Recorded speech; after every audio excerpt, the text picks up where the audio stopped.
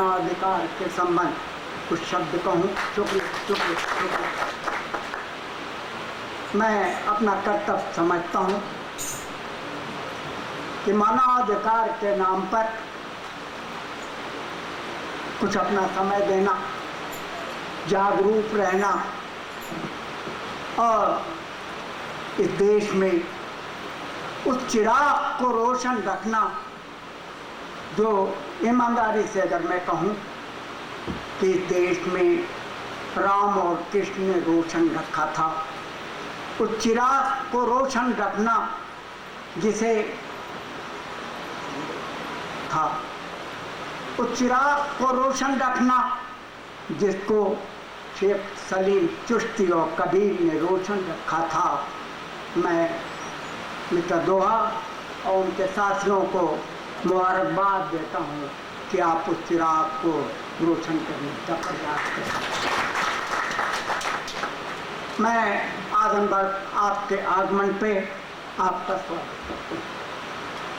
मैं अपने नौजवान छोटे भाई जयप्रकाश सिंह, जो शायद जहानागंज के रहने वाले हैं, मैं उनको भी मुबारकबाद देता हूँ इस प्रोग्राम के आयोजन के सिलसिले पे ह्यूमन राइट्स की बात को लोगों तक पहुँचाने के सिलसिले पे उन्होंने जो मिस्टर दोहा, मैं इस सिलसिले पे कोई लंबी चौड़ी बात नहीं कहूँगा, लेकिन आपके बीच केवल 2 सवाल जो आज इस देश के कैलाश से कन्याकुमारी तक, कामरूप से गुजरात तक की हदों में खड़ा सड़क पर एक आदमी आज 2 सवाल कर रहा है।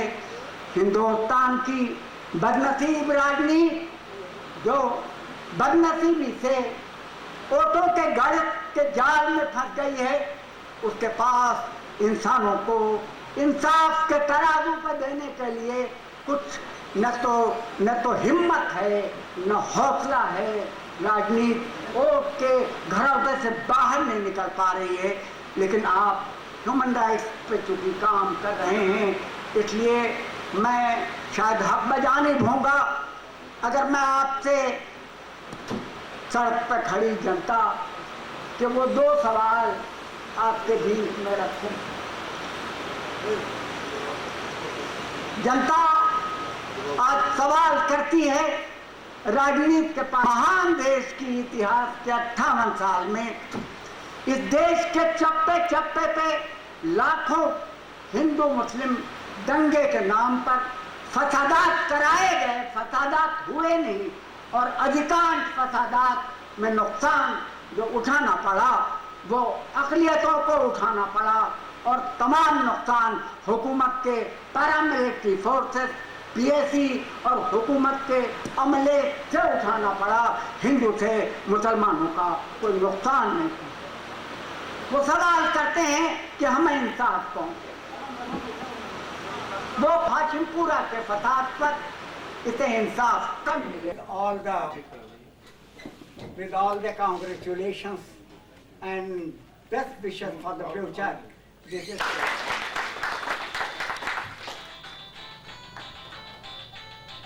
हो गया।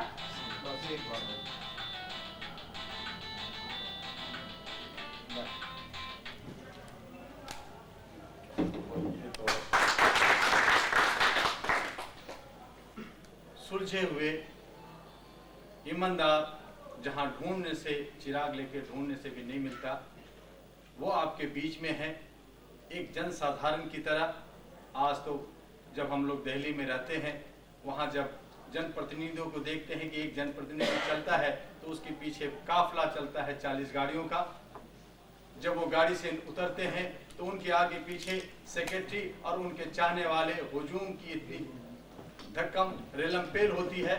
वहां आपके जनप्रतिनिधि अगर इतने सिंपल हैं, इतने साधारण हैं, तो उसमें कुछ कहने ही नहीं बचता कि ये पूजनीय है।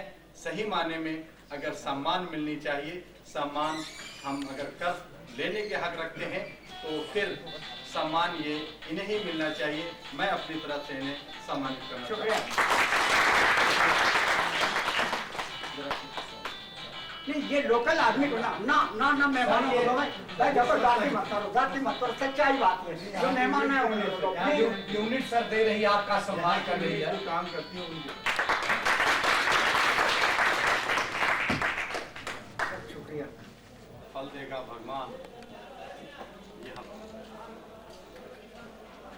आदरणीय आलम बदर साहब,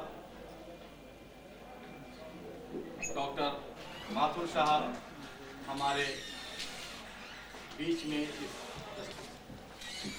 जनता जो बहुत ही सुलझी हुई ज्ञानविद हैं, उन सब टीम है जो कार्यकर्ता हैं, उन सब का मैं all India human rights association की तरफ से शुक्रिया अदा करता हूं।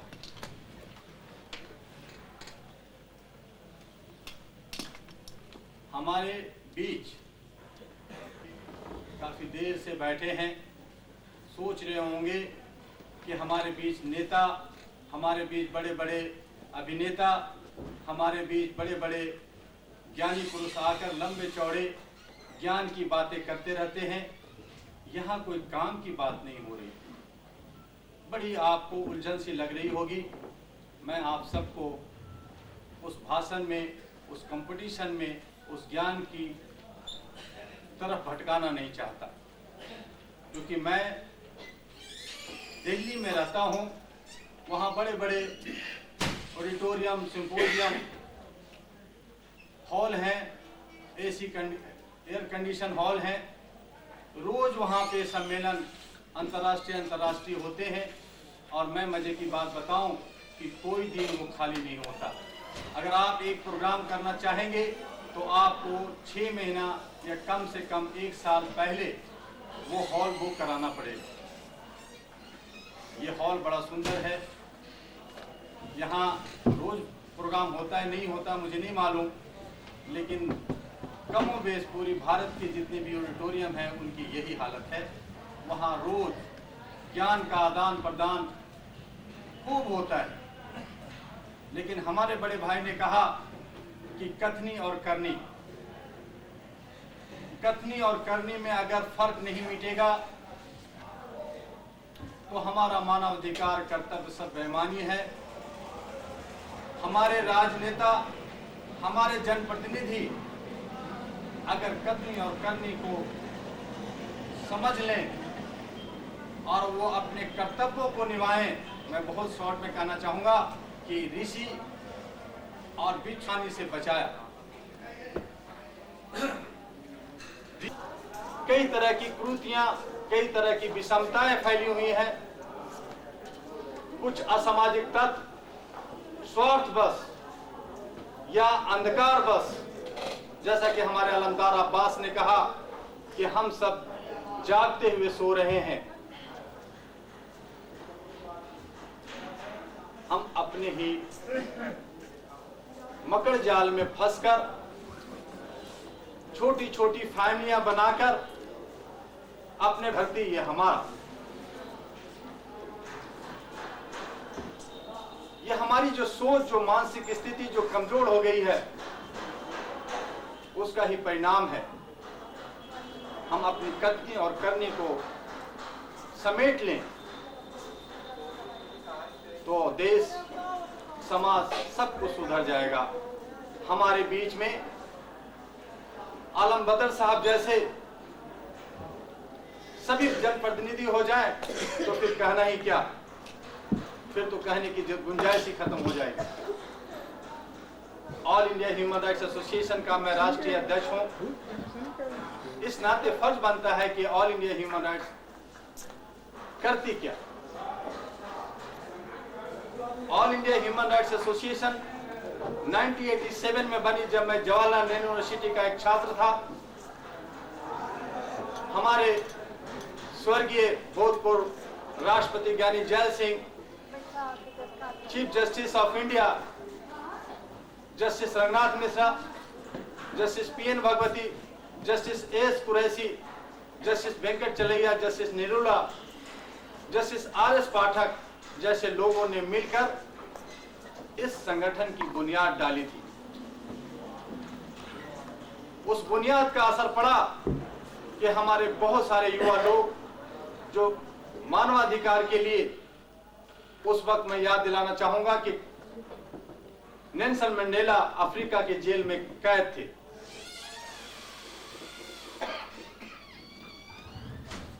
लड़ाई चलती रही। भारत सरकार ने 1989 में इस संस्था को मान्यता दिया।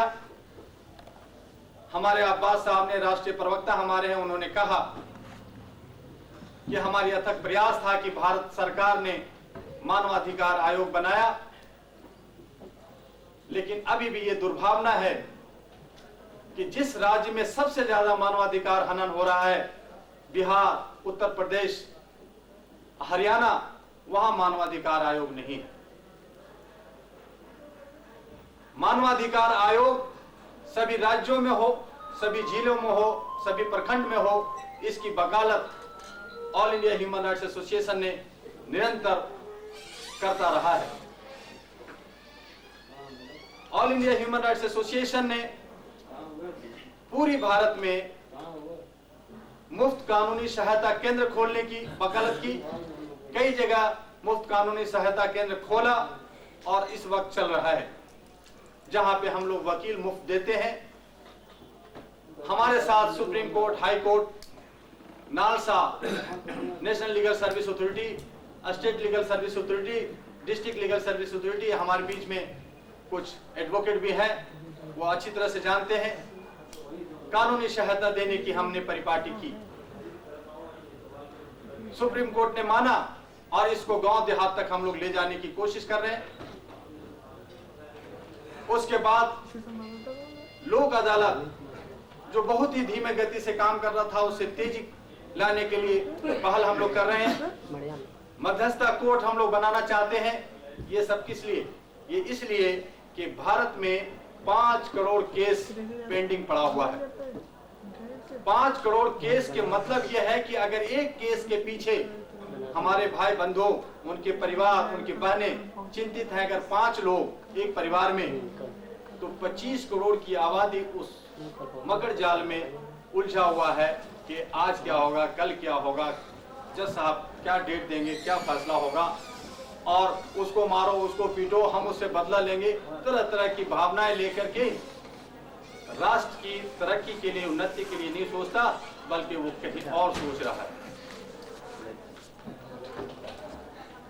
इसलिए जरूरी है कि उन केसों को खत्म की जाए। आज हम आए दिन सुनते हैं कि जहानाबाद जेल को तोड़ दिया गया, दूसरे जेल से कैदी भाग गया। मैं इस सफर में 200 दिवसीय यात्रा, जो 26 जनवरी को हमारे जयप्रकाश जी ने भी बधाई दिया कि 26 जनवरी को हम लोग गणतंत्र दिवस के पर राजपथ से चले और ये 15 अगस्त को यात्रा खत्म होगी। 200 दिन की यात्रा पूरी भारत की 33 राज्यों में ये सफर कर रही है और भारत के पड़ोसी देश मालदीव, श्रीलंका, बांग्लादेश, भूटान, नेपाल और पाकिस्तान में भी जा रही है। इन सबको जोड़ने में भी भारत की ही भूमिका रही है। यहाँ की संस्कृति, यहाँ की रहन सहन और भारत की जो विभिन्नताएं हैं, उन सबको जोड़ने के लिए, उनमें एक सामंजस्य पैदा करने के लिए हमें ये यात्रा करने की आवश्यकता पड़ी है और मानवाधिकार की जागरूकता के लिए काम करनी पड़ी है। मैंने छोड़ा था कि ये जो अदालत है, ये जो केस और जहानाबाद कोर्ट, जहानाबाद जेल में हम लोग सफर में जहानाबाद पहुंचे, जेल के अंदर गए। जेल की बाहर की दुर्दशा इतनी गंदी थी, इतने गलत तरीके से जेल बना हुआ है कि कोई भी व्यक्ति थोड़ा सा उत्साह दिखाए तो जेल के अंदर हो सकता है, जा सकता है। पास में ही 2-2 पोल बिल्कुल दीवार से लगा हुआ खड़ा है। जब अंदर गया तो वहां 7 बैरक में 945 कैदी हैं और उनकी दयनीय स्थिति जानवर से भी बदतर है। 7 बैरक के अंदर 945, यानी एक कोठरी के अंदर आप सोचिए कितना हुआ।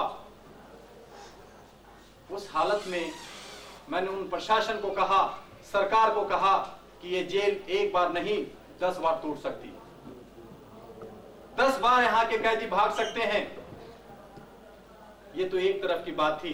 दूसरी तरफ की बात ये रही कि वहां ऐसे ऐसे कैदी बंद हैं जिन पे टमाटर आलू चोरी है या थोड़ी सी आपसी रंजिश की झगड़े हैं, उन्हें जमानत देकर या उनको बाइज्जत रिहा किया जा सकता है और उससे वहां की जेल पे जो बोझ है वो खत्म हो सकता है।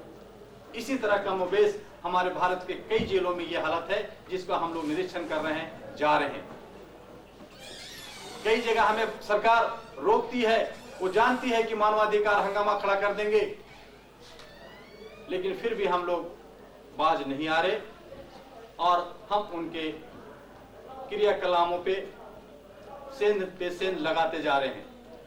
हमारे आलम बदर साहब ने कहा कि जो सांप्रदायिक दंगे और जो जगह जगह जो हमारे राजनेता या और जो लोग कर रहे हैं, ये तो बेहतर जानते हैं क्योंकि खुद जनप्रतिनिधि हैं, लेकिन मानवाधिकार निष्पक्ष रूप जो हमें मिटाने की शक्ति भी रखते हैं।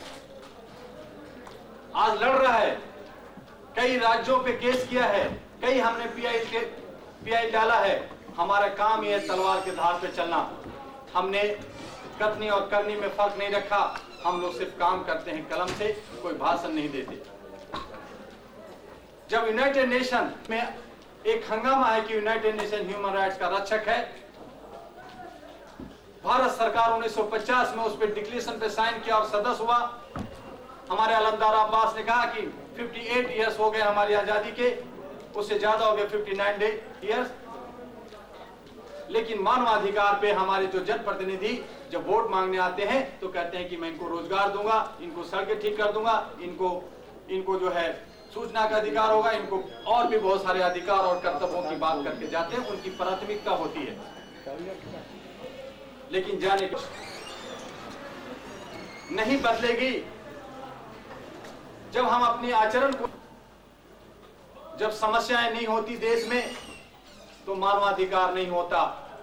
आज समस्या विकट हो गई है, आज असमानता की खाई गहरी हो गई है, आज हम बेरोजगार ज्यादा हो गए हैं, आज हमारे बीच में शोषण, दोहन, उत्पीड़न, भ्रष्टाचार, अत्याचार, किडनैपिंग और ना जाने क्या क्या जुल्म हम पे नहीं किए जा रहे हैं। इस जुल्म से टक्कर लेने के लिए हमें जागने की जरूरत पड़ी और all India human rights association की बुनियाद पड़ी। ये लगातार आपके लिए, मैं अपने बारे में बात नहीं कर रहा, अगर अपने बारे में बात करता तो मैं खुद IAS 87 में छोड़ चुका हूं, मैं खुद चार्टर्ड अकाउंटेंट LLB हूं, अगर मैं प्रैक्टिस करता हूं हाई कोर्ट में, आज भी मैं सुप्रीम कोर्ट का एडवाइजरी नालसा का मेंबर हूं, मैं 30, 40, 50 हजार रुपये आराम से कमा सकता हूं। मेरे पास एक नर्सिंग होम भी है और 5-6 कंपनियों में गुजार सकता हूं। आपके बीच में आने और से कन्याकुमारी, कच्छ से कटक, कोहिमा तक जाने की जरूरत महसूस नहीं करता था। जब मैं झारखंड से गुजरा तो लोगों ने कहा कि दुआ जी मत जाइए, उधर बहुत ज्यादा नक्सलाइट है, उग्रवाद है, आपकी बस को उड़ा देगा, आपको भी मार देगा। मैंने कहा कि मैं जरूर जाऊं। जब मैं तमिलनाडु में गया, समझते हैं लेकिन बोलते नहीं, उन्हें 10, तब उन्होंने भाषा, तब उन्होंने पता बताया। यह ऐसी है कि इतनी विषमताओं होने के बावजूद, 18 भाषा होने के बावजूद, तरह तरह की भाषा, तरह तरह के जात, तरह तरह के खाना, तरह तरह के पहनावा होने के बावजूद हमारी देश अखंड है, विशाल है। इसे समझने की कोशिश करनी चाहिए। और मैं राजनेताओं से तो मैं जरूर कहूंगा कि वो भारत का दर्शन एक बार नहीं 5 बार करें, और वो बस से करें, साधारण बस से करें, वो जा करके सर्किट हाउस में या AC बस में या हवाई जहाज से ना करें। जब मैंने कई राजनेताओं से कई राज्यों में कहा कि मुझे ये बता दीजिए कि आपके राज्य में कितने डिस्ट्रिक्ट हैं, मैं कहा कि मुझे नहीं मालूम। मैंने कहा कि आप कोई जिला से होंगे, उसमें कितना प्रखंड है ये बता दीजिए, कहता है कि ये भी मुझे नहीं मालूम। जब मैंने कहा कि चलिए छोड़िए, आप तो जन गण मन राष्ट्रगान जानते होंगे, यही सुना दीजिए, कहता है भाई ये सब गाना बजाना नौटंकियों का काम है, मुझे नहीं आता। ये हमारे राजनेता की छवि है, उनकी पहचान है। उनकी सोच को बदलना पड़ेगा। उन्हें एजुकेट करना पड़ेगा। हम जो लोग अपने जनप्रतिनिधियों को भेजते हैं उन्हें तराजू में तौलकर, देखकर, ठोक बजाकर भेजना होगा, तभी हमारे बीच में एक विकास, एक नई उमंग आएगी। और ये all India human rights association जो युवाओं को लेकर, आप सबको लेकर एक मानव चैन बना रहा है, उस मानव चैन में अब तक 19,500 हमारे साथ जुड़ गए हैं पूरे भारत में। 68 सेंटर्स पे मैं काम कर रहा हूं। मैं चाहता हूं कि आप सब भी इस पावन पुण्य कार्य में, जहां हम लोग का कहना होता है कि आदमी गोरा हो या काला, हिंदू हो या मुसलमान, सिख हो या ईसाई, हर कोई इंसान है और उस इंसान का मौलिक अधिकार, संवैधानिक अधिकार और अंतर्राष्ट्रीय जो यूनिवर्सल डिक्लेरेशन में 1 to 30 आर्टिकल्स हैं उसे पाने का हक बनता है। वो हम उसके लिए लड़ना है और जब तक हम मानवाधिकार के लिए नहीं लड़ेंगे तब तक सामाजिक, राजनीतिक और आर्थिक आज़ादी हमारी खोखली है। इसके लिए आप सब मिलकर इस आज़ादी के लिए लड़िए, आगे आइए।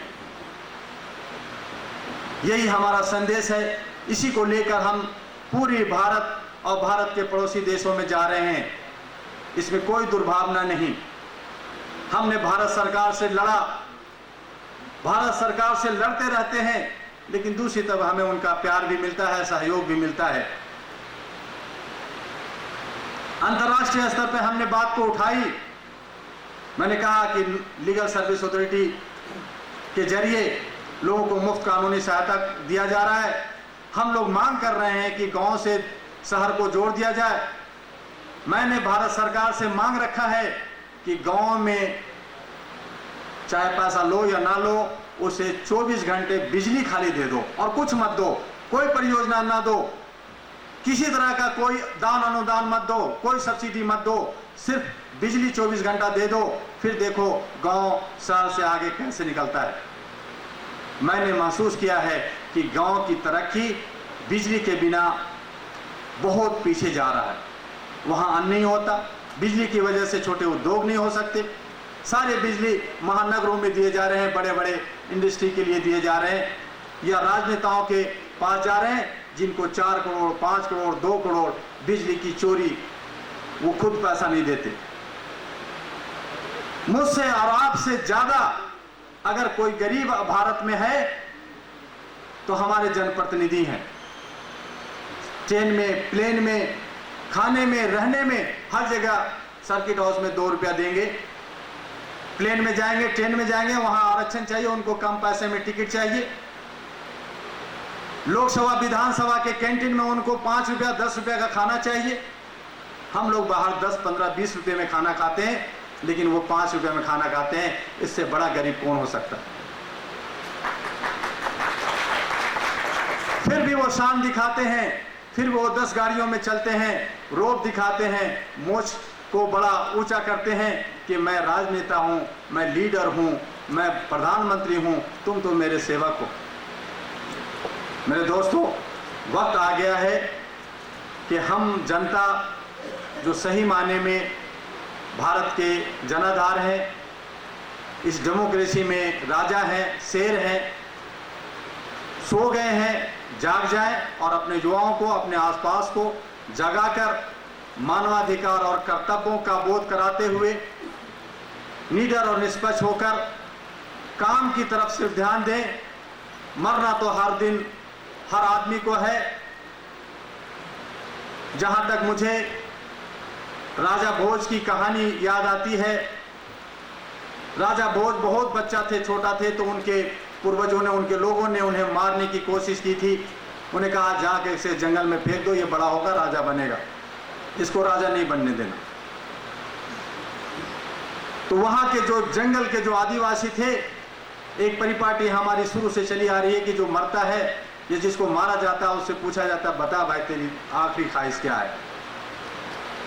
उससे भी वहां के लोगों ने कहा, तो वह उस वक्त तो कुछ माइक, भाषण या टेप की कोई गुंजाइश नहीं थी। एक पत्तल पे संस्कृत में उन्होंने लिख दिया कि राजा, बड़े बड़े ऋषि मुनि, गौतम बुद्ध, महात्मा बुद्ध, सिकंदर और ना जाने कितने बड़े बड़े हस्ती इस धरती पे आए, सब चले गए, धरती को कोई नहीं ले गया। हो सकता है आपके साथ ये धरती अवश्य जाएगा। उस राजा को आँख खुली और उसे ढूंढता हुआ पागल हो गया, और पागल होकर के वो राजा मरा था। यह हमारा इतिहास है। तो मेरे दोस्तों, कोई इस धरती को लेके नहीं जाना, हमें डरने की जरूरत नहीं है। हमें हिम्मत के साथ लड़ना है। मरना तो कल भी है और आज भी है, फिर मरे तो शान से, जिए तो शान से। और इस आजमगढ़ की धरती पे जहाँ के हमारे पूजनीय आदर्श जनाब स्वर्गीय कैफी आजमी साहब, जो हमारे इस ऑल इंडिया ह्यूमन राइट्स के एसोसिएशन के 3 साल अध्यक्ष रहे, उन्होंने मुंबई में, दिल्ली में मीटिंग्स की। मुझसे उन्होंने कहा था कि दुआ हो सके तो हमारी आजमगढ़ की लोगों को मानवाधिकार के बारे में बात करना जाना। वो हमारे बीच नहीं रहे। मैं उनके पास जाता और पाँव छू के कहता कि आपकी कोशिश, आपकी कथनी आज पूरी हुई है, और वो भी जयप्रकाश के हाथों। जयप्रकाश ने दिल्ली जाकर कुछ नेताओं को, कुछ युवाओं को जोड़कर संगठित किया और यहाँ आने का मार्ग प्रशस्त किया। हम उनका बहुत बहुत शुक्रिया अदा करते हैं, और आप सबका शुक्रिया अदा करते हैं कि आप लोग काफ़ी समय से बड़े बड़े लंबे चौड़ी बातें सुनकर अपना समय दिया। उसके लिए आप सबको बहुत बहुत शुक्रिया। बहुत सारी बातें रह जाती है, बहुत सारी बातें कहना होता है। चूँकि मानवाधिकार की बात शुरू कर दी जाए तो मैं समझता हूँ, वकील साहब भी बैठे हैं, कि 365 दिन और रात बैठना पड़ेगा, तब भी मानवाधिकार की बातें ख़त्म नहीं होगी। मोटा मोटी बातें ये है कि आदमी का परमात्मा आत्मा में रहता है।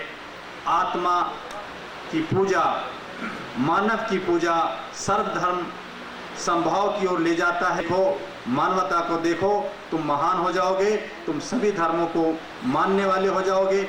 यही संदेश लेकर हम आपसे विदा होते हैं। जय हिंद, जय भारत। 200 दिनों की लंबी यात्रा पर आप निकले हुए हैं।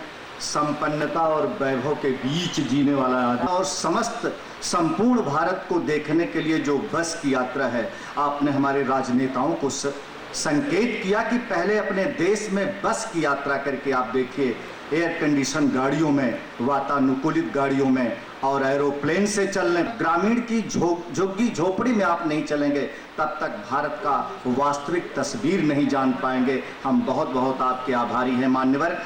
आपने मुंज और भोज की एक कथा के द्वारा भी हमें उद्बोधित किया है कि पृथ्वी किसी के साथ नहीं जाती। मानधाता च महीपति कृतजुगा लंकार भूतो गता सेतुर्येन महोदधौ विरचितः क्वासौ दशास्यांतकः अन्ये चापि युधिष्ठिरः प्रभृतयः जाता भुवं भूपते नैके नापि समंगति वसुमति मुंजत्वया जास्यति। किसी के साथ यह पृथ्वी नहीं गई, लगता है कि मुंज तुम्हारे साथ जाएगी। आदरणीय मुख्य अतिथि के प्रति हम बहुत बहुत आभारी हैं। अपने आयोजित आजमगढ़ की इस पवित्र धरती पर आपने आयोजित किया। आज हमारे माननीय कैफी आजमी की आत्मा को कितना संबल या कितना उनकी प्रसन्नता उनके साथ होगी कि आप उनके ही कार्यक्रम या उनके ही निर्देश पर यहाँ आए।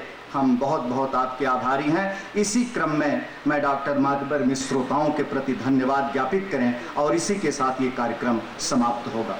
यह समारोह जिसके मुख्य अतिथि इसके राष्ट्रीय अध्यक्ष दुआ साहब, मंच पर आसीन हमारे जनपद और प्रदेश के गौरव निजामाबाद के विधायक, अपनी ईमानदारी के लिए प्रख्यात ख्यातिलब्ध राजनेता माननीय आलम बदी आजमी साहब, दुआ साहब के साथ पधारे राष्ट्रीय कई पुरस्कारों से नवाजे गए, इटली के पुरस्कार से और अन्य पुरस्कारों से विभूषित माननीय आलमदार साहब, कुशल संचालक निपुण हिंदी के विद्वान डॉक्टर वेद प्रकाश उपाध्याय जी और इस जनपद के कोऑर्डिनेटर ह्यूमन राइट्स एसोसिएशन के संयोजक श्री जयप्रकाश जी सिंह जी, जिनके प्रयास से ये कार्यक्रम सफल हुआ है। मैं आप सभी लोगों को हृदय से और अपने सम्मानित श्रोताओं को, मंच पर आसीन सभी लोगों को संवेद रूप से धन्यवाद देता हूँ। मात्र 2 वाक्य कह करके प्रथम के सिलसिले में कहा गया है कि आज से उपजा होगा गान, निकल कर आहूं से चुपचाप बही होगी कविता अनजान। अथवा बुद्ध जिसकी बात कही गई, नानक की बात कही गई, ऐसे संवेदना शून्य समाजवेद उनका उल्लेख करके बौद्ध दर्शन का जन्म देने वाला आदमी किससे प्रभावित हुआ? वह बुद्ध शायद उसने पीड़ित मानवता को देखा, उससे शिक्षा ली। आज हमारे ह्यूमन राइट्स एसोसिएशन के सामने एक विशाल सामने कार्य है और संवेदना शून्य समाज को जगाने का कार्य है। मैं राष्ट्रीय प्रौढ़ शिक्षा कार्यक्रम से संबंधित रहा तो उसका तीसरा बिंदु है चेतना जागृति। अपने अधिकारों के प्रति, अपने दायित्वों के प्रति चेतना जागृत करना भी समाज शिक्षा है। और वाक एंड टॉक विद से दुआ साहब और उनकी टीम यह जो महान कार्य कर रही है, ये श्लाघनीय है, स्तुत्य है और वरेण्य है। मैं से दुआ साहब को अपनी शुभकामना देता हूँ। आजमगढ़ की इस कैफी साहब की धरती पर, आलमबदी आजमी साहब की धरती पर जीवित लोगों की बात मैं कर रहा हूँ, जिनकी वजह से जनपद जाना जा रहा है। मैं आप सभी लोगों को हृदय से धन्यवाद देता हूँ। आयोजक श्री जयप्रकाश सिंह जी को विशेष रूप से, और यहाँ पधारे हुए एसोसिएशन के सारे पदाधिकारियों, दुआ जी ने जो बात कही, आलमबार दरार साहब ने जो बात कही, वो सब हम लोगों के लिए एक संदेश है। उसको हम करेंगे। डूबते हुए सूरज को चिंता थी कि मेरे न रहने पर क्या होगा, तो क्या सूरज के सामने दीपक आया और टिमटिमाते हुए मिट्टी के दीपक ने कहा कि भगवान जो कुछ मुझसे हो सकेगा मैं आपके प्रकाश की कमी को पूरा करूंगा। कहा गया है कि ये मत सोचो कि अकेले किरण क्या करेगी, तिमिर में अकेली किरण ही बहुत है, तिमिर में अकेली किरण ही बहुत है। माननीय दुआ साहब को मैं आश्वासन दूंगा कि जहाँ तक बन सकेगा हम लोग ह्यूमन राइट्स एसोसिएशन के उद्देश्यों को पूरा करने में तन मन धन से सहयोग करेंगे।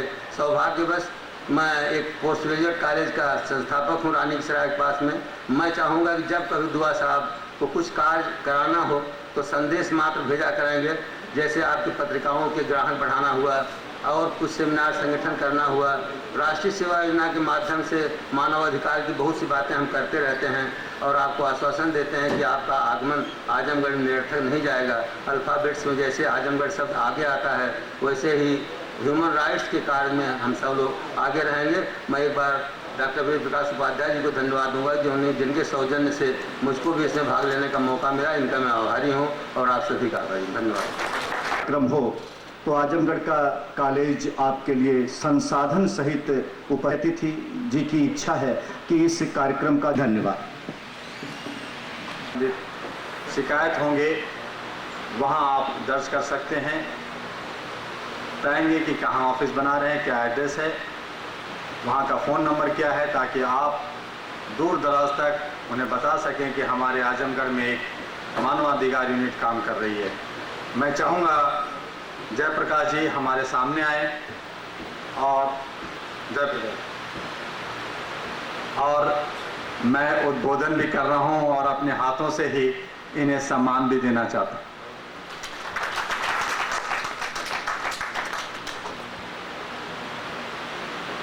जनाब ओम डॉक्टर R.B. त्रिपाठी जी,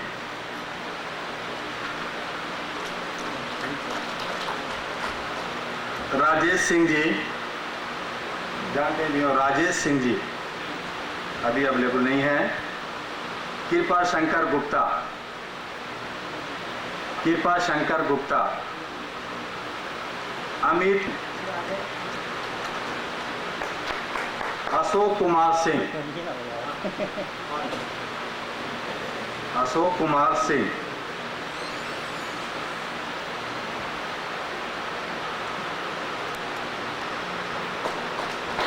मनोज सिंह, मनोज सिंह,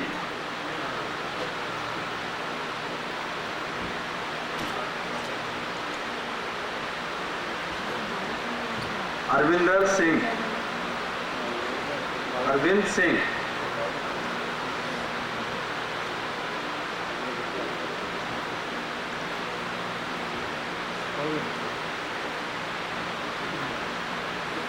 राम सिंगार विश्वकर्मा, विश्वकर्मा, राम सिंगार विश्वकर्मा,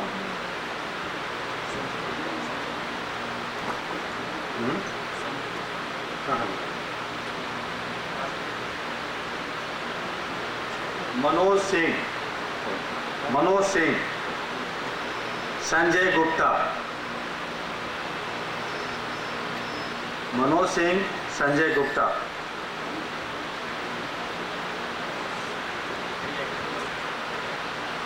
ये जो हमने अभी नाम लिया है जयप्रकाश सिंह और ओम सिंह, डॉक्टर आर.बी. त्रिपाठी, लोग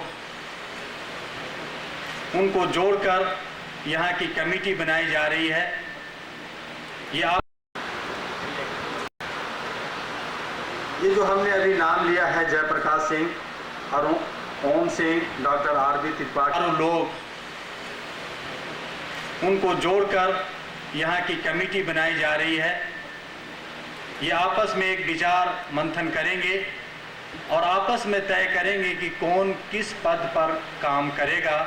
इसलिए इस वक्त नाम के साथ उनका पद का घोषणा नहीं की गई।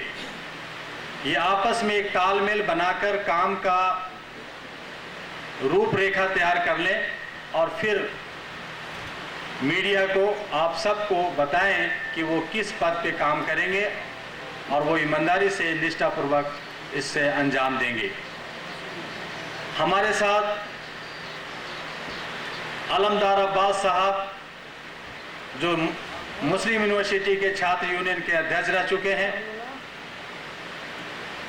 आपके बीच में बहुत ही अच्छे सुंदर राष्ट्रीय अंतर्राष्ट्रीय वक्तव्य दिया। इनके दिलों में कई जज्बा छुपे हैं।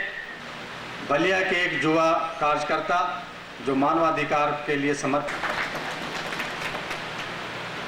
एक अहम कड़ी कहीं ठंड में उसके एक सारथी होता है, उसे खींचने वाला उसकी जीवनदाता होता है। आपके ही बलिया क्षेत्र के चंद्रशेखर जी जो हमारे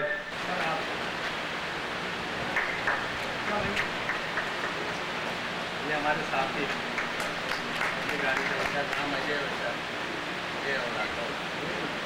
द्राविड़ उत्कल बंगा विंध्य हिमाचल जमुना गंगा उच्चल जलधि तरंगा तब शुभ नामे जागे तब शुभ आशीष मांगे गाहे तब जय गाथा जनगण मंगलदायक जय हे भारत भाग्य विधाता जय हे जय हे जय हे जय जय भारत माता की, हमारे राष्ट्रीय अध्यक्ष अमीर दुआ जी की धन्यवाद।